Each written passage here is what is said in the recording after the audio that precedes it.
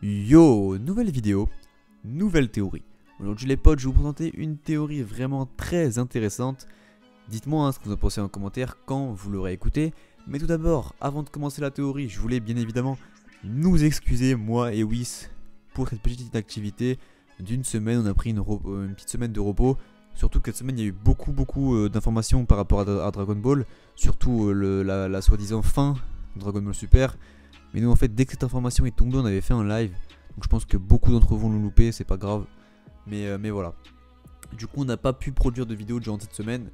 Donc voilà, excusez-nous, on reprend de belles lurettes. Cette semaine on va vous produire, on va essayer de vous produire un maximum de vidéos. Donc voilà, sans plus attendre, je vais passer directement à la théorie. Donc comme vous le savez tous, Dragon Ball Super, en tout cas l'arc du tournoi, touche à sa fin. Donc il est signé pour le 25 mars, donc il reste plus que 2 mois. 2 mois. Il reste plus que 7 épisodes. Donc cet épisode c'est vraiment très peu. Il reste 6 minutes dans le tournoi du pouvoir. Donc c'est vraiment très peu. Et du coup beaucoup de théories fusent sur le net. Et du coup moi j'ai réfléchi à une théorie un peu inédite. Je sais pas, peut-être que vous l'avez déjà entendu quelque part. Mais en tout cas moi je l'avais vraiment jamais entendu. Donc en gros il ne faut pas écarter la possibilité d'un match nul. Donc en gros moi je me disais ouais c'est sûr ça va être soit Goku, soit Jiren qui vont gagner, soit l'univers 7, soit l'univers 11. Mais en fait je me suis dit en fait que c'est possible que ni Jiren ni Goku gagnent en fait. En fait je vais vous expliquer comment je vois les choses. Donc comme vous le savez dans le manga on a eu le combat entre les Akeshin. Mais dans l'anime on l'a pas eu. Donc retenez bien ça, juste au début de la théorie je vous dis de retenir ça pour la suite. Donc en gros je vais vous mettre en contexte, donc là il faudra imaginer comment ça se passe.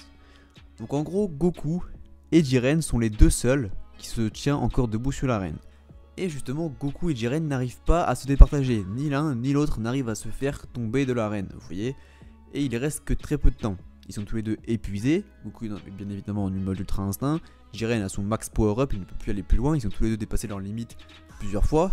Bien évidemment Vegeta etc se sont fait éliminer, et il ne reste vraiment plus que eux deux sur l'arène. Ils décident donc d'en découdre et de donner tout ce qu'ils ont, donc par exemple Goku il fait un gros Kamehameha de toute la mort qui tue.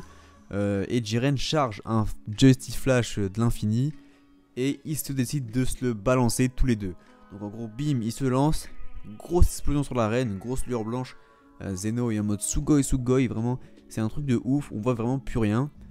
La fumée émane un peu de partout, grosse explosion, on ne voit plus rien sur le terrain. Une fois que la fumée est partie, on aperçoit justement Goku et Jiren au sol. Donc tous les deux au sol, KO. Donc les deux sont KO et personne des deux n'arrive à se relever. Et là le pilier qui indique le temps du tournoi du pouvoir touche le sol et indique la fin du tournoi. Et du coup qu'est-ce qui se passe? Et ben là c'est qu'il y a un match nul. Du coup le Daishinkan arrive et il dit oulala il y a un match nul, ni l'un ni l'autre a gagné, donc comment on fait pour les départager? Là il y a deux théories qui s'opposent à nous. Donc soit ni Jiren ni Goku gagne et du coup personne ne récupère le Super Dragon Ball, ni l'univers 11 ni l'univers 7 gagne et du coup ni l'un ni l'autre est détruit. Et justement je pense qu'ils remettront ça à plus tard, donc ils remettront un tournoi plus tard et justement cette fois-ci avec l'univers 1, 5, 8 et 12. Donc ça c'est une première théorie, mais elle n'est pas intéressante, moi honnêtement je préfère la deuxième. Ou soit justement le Daishinkan dit que ce n'est pas possible, on ne peut pas rester sur un match nul et du coup pour les départager il va demander à Beerus et à Vermoud d'entrer sur le terrain, sur la surface de combat, et de combattre pour départager l'univers 11 et l'univers 7. Donc pour tous ceux qui disent ouais ça sert à rien de faire ça parce qu'on sait très bien que Jiren est plus fort que Vermoud, etc. Ok peut-être, mais en fait Jiren est plus fort que Vermoud en termes de puissance. Mais en termes de combat, en termes de ruse, etc. peut-être que Vermoud est plus fort. Et du coup c'est très intéressant de voir des ruses entre Akeshin et même en fait le combat entre Akeshin en lui-même est juste un truc de fou. Et pourquoi même si on peut aller encore plus loin, donc ça je pense vraiment que ça se passera pas, mais si on veut aller encore plus loin, on peut même ajouter Whis et Margarita. Donc Margarita pour ceux qui ne savent pas c'est l'ange de l'univers 11, d'entrer sur la surface de combat et de combattre côte à côte avec Beerus et justement avec Vermoud pour faire un petit 2v2. Et justement le but on reprend les mêmes règles du tournoi du pouvoir, le but est de faire tomber l'un et l'autre.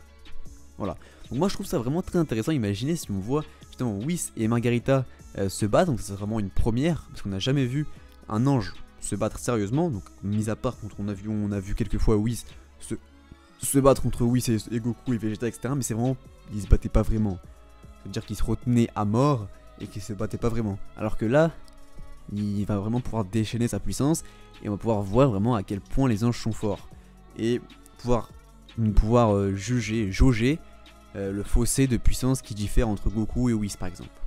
Donc voilà, donc c'est juste ça ma théorie. Moi j'aimerais vraiment voir ce fight Akaishin parce qu'on n'a pas eu dans l'anime. Donc voilà, si cette théorie vous a plu, dites-moi dans les commentaires. Si vous avez une autre idée de théorie, n'hésitez pas à me le faire savoir aussi.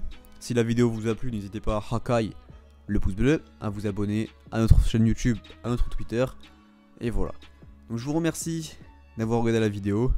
Je vous souhaite une bonne journée, une bonne soirée et merci pour les 3400 abonnés.